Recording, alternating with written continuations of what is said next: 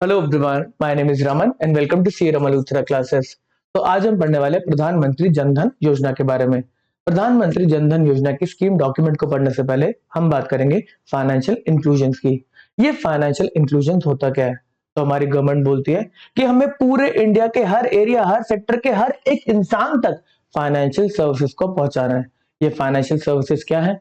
तो बैंकिंग की सर्विस एक फाइनेंशियल सर्विस है, इंश्योरेंस की सर्विस एक फाइनेंशियल सर्विस है, पेंशन स्कीम में एनरोल करना, अपने पैसे को सेव करना एक फाइनेंशियल सर्विस है, कैपिटल मार्केट में पैसे को इन्वेस्ट करना, अपना शेयर्स वगैरह परचेज करना, ये एक फाइनेंशियल सर्विस है।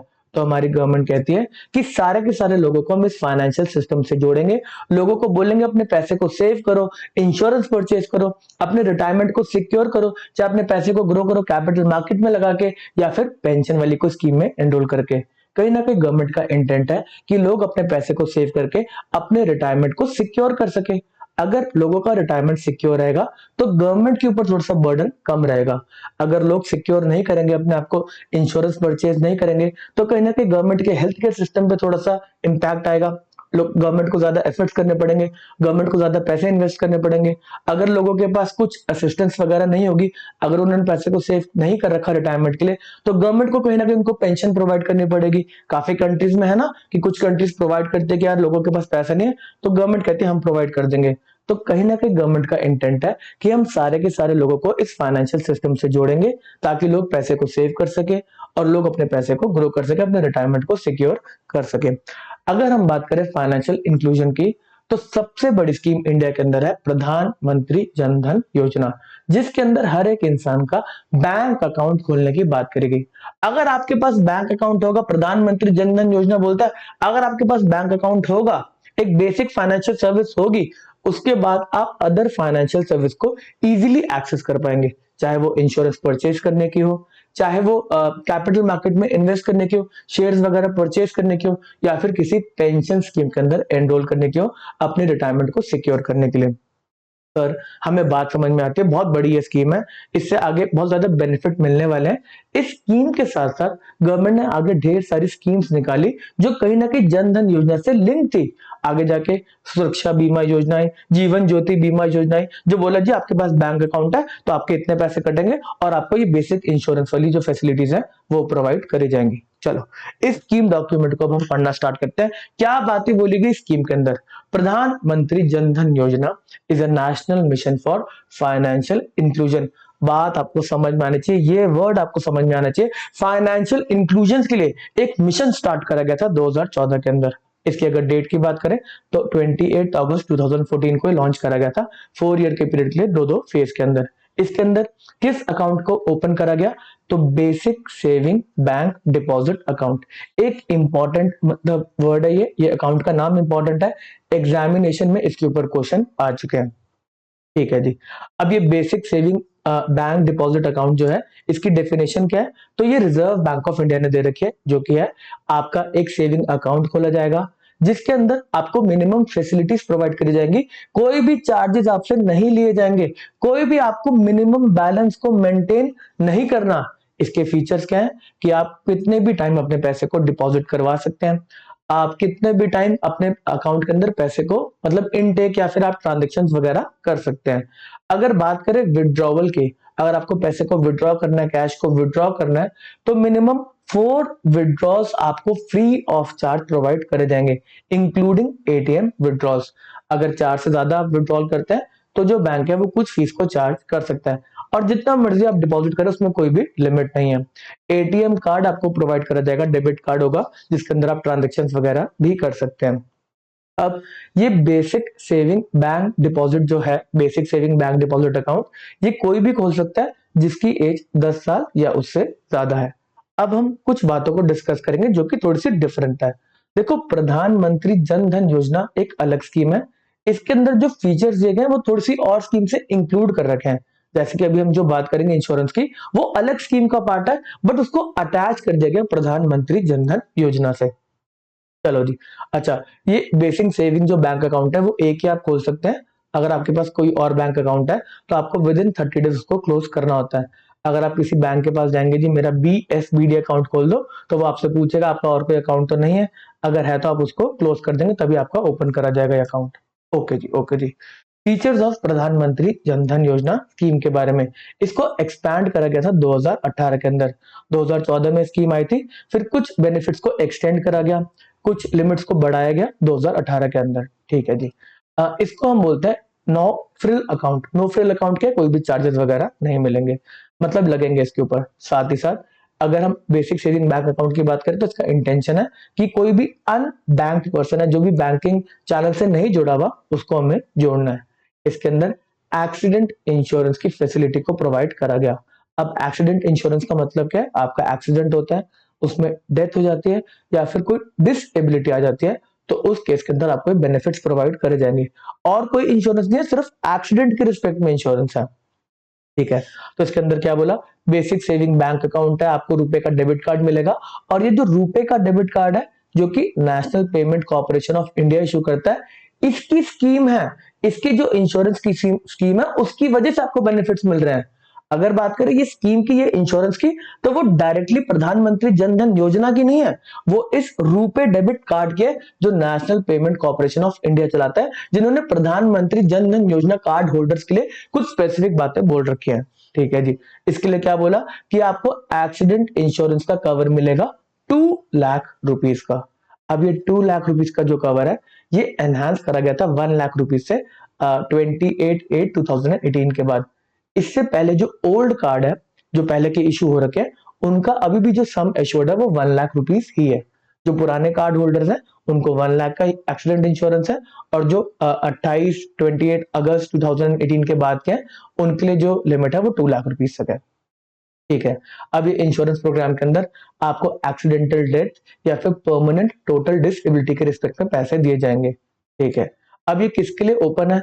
देखो, अगर हम बेसिक सेविंग बैंक अकाउंट की बात करें, जो वो उसका जो एज लिमिट है वो 10 ईयर्स है।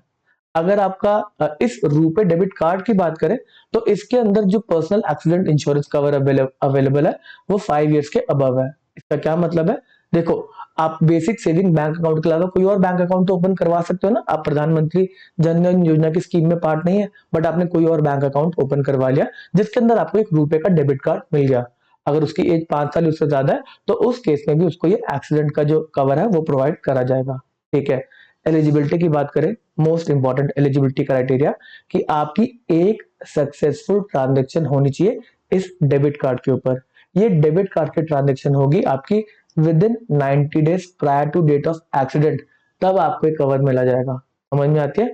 अब ये ट्रांजेक्शन ऑन अस या फिर of the account, of us हो सकती है, मतलब उसी बैंक के अंदर आप जाके, जहां पे आपने ओपन कर रखा है अकाउंट, वहां पे जाके आप कोई ट्रांजेक्शन कर ले, पैसे को विड्रॉ कर ले, कुछ भी ट्रांजेक्शन कर ले, या फिर आप किसी और बैंक अकाउंट पे जाके अपने क्या कहते हैं उस कार्ड का एक्सेस कर ले। तो यहाँ पर दोनों की दोनों, चाहे वो फाइनेंशियल ट्रांजेक्शन हो या फिर नॉन फाइनेंशियल ट्रांजेक्शन हो। फाइनेंशियल के अंदर आपका आ जाएगा कि आप पैसे को विड्रॉ कर रहे हैं, डिपॉजिट कर रहे हैं, आपके अकाउंट्स में क्रेडिट आ रहे हैं, फिर डेबिट्स हो रहे हैं।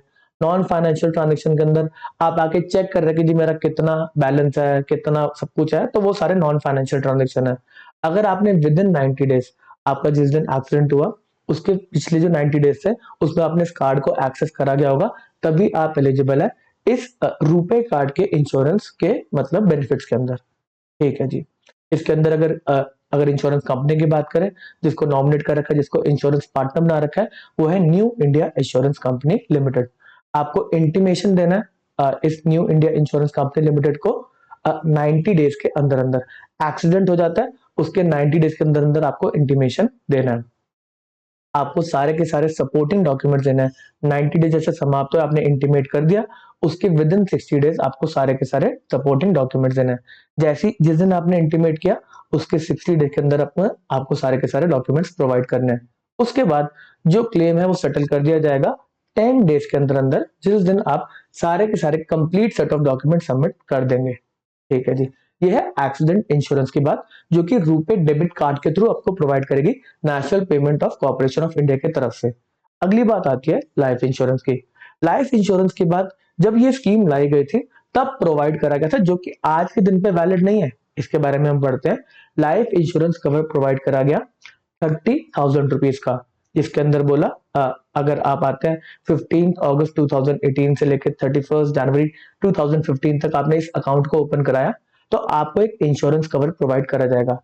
इसके अंदर जो एज क्राइटेरिया वो है 18 ईयर से लेके 60 ईयर्स तक।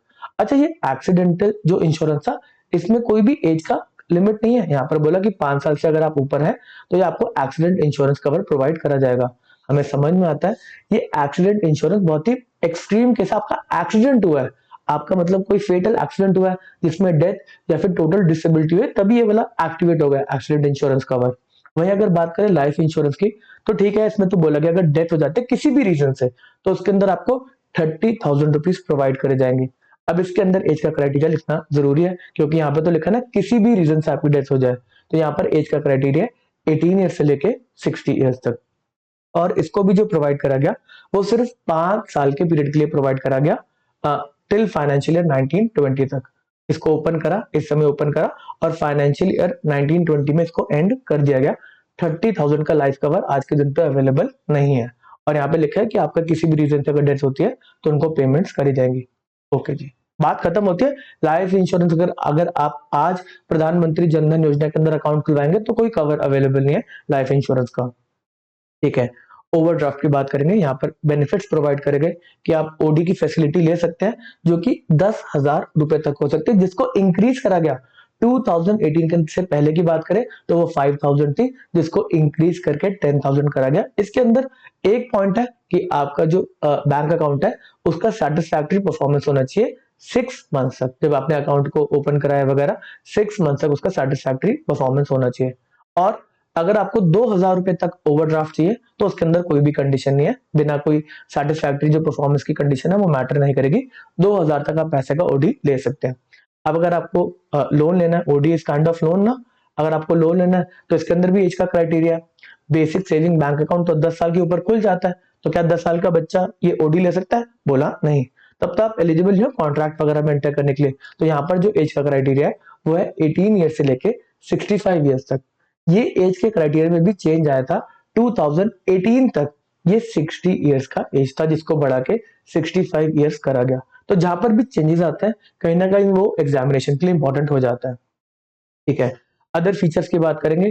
कोई भी रिक्वायरमेंट नहीं आपका मिनिमम बैलेंस मेंटेन करने का। पेंशन स्कीम प्रोवाइड करी जाएगी इसके थ्रू अनऑर्गेनाइज सेक्टर के लिए। प्रधानमंत्री जन धन अगर कोई आपका अकाउंट इनऑपरेटिव घोषित कर दिया जाएगा अगर 2 साल से उसमें कोई ट्रांजेक्शन नहीं हुई है, तो ये इंपॉर्टेंट है।